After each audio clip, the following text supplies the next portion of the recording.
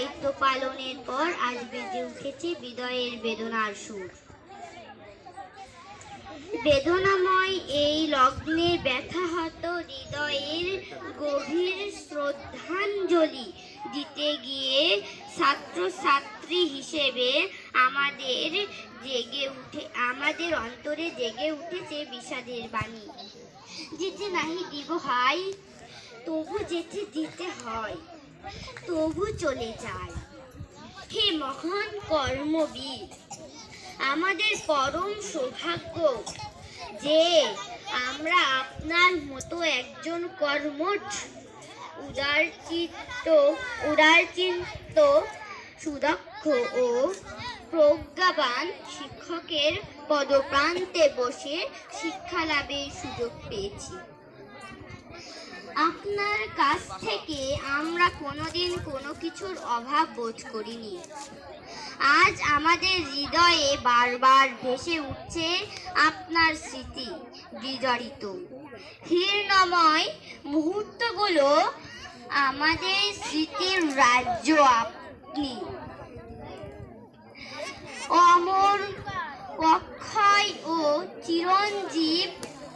তাই আপনার বিচ্ছেদ বেদনা আমাদের কোমল হৃদয়কে গভীরভাবে অভিভূত করছে।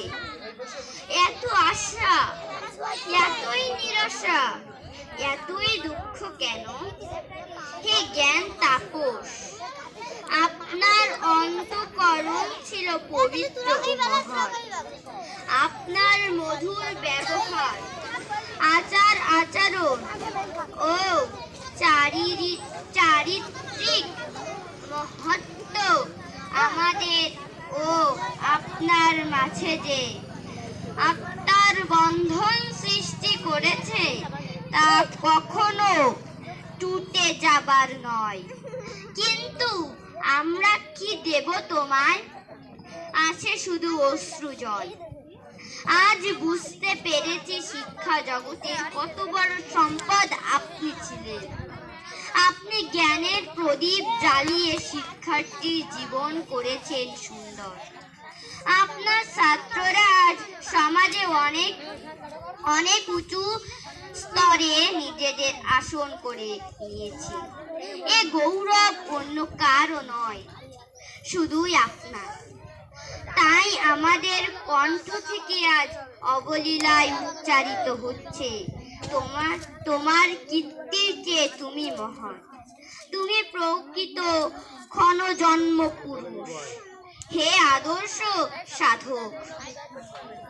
নীতি ও আদর্শের প্রশ্নে আপনি ছিলেন অবিচল। শত প্রলোভন আপনাকে নীতিপথ থেকে এতটুকু বিচ্যুত করতে পারিনি। আপনার সততা, মহত্ব, অধৈর্য, কর্মকুশলতা, জ্ঞান ও গরিমা সবই আমাদের কাছে গর্বের বিষয়। ব্যক্তিগত সুখ স্বাচ্ছন্দ্য পরিহার করে মানুষ গড়ার যে সাধনায় আপনি মগ্ন ছিলেন তা আমরা কোনদিন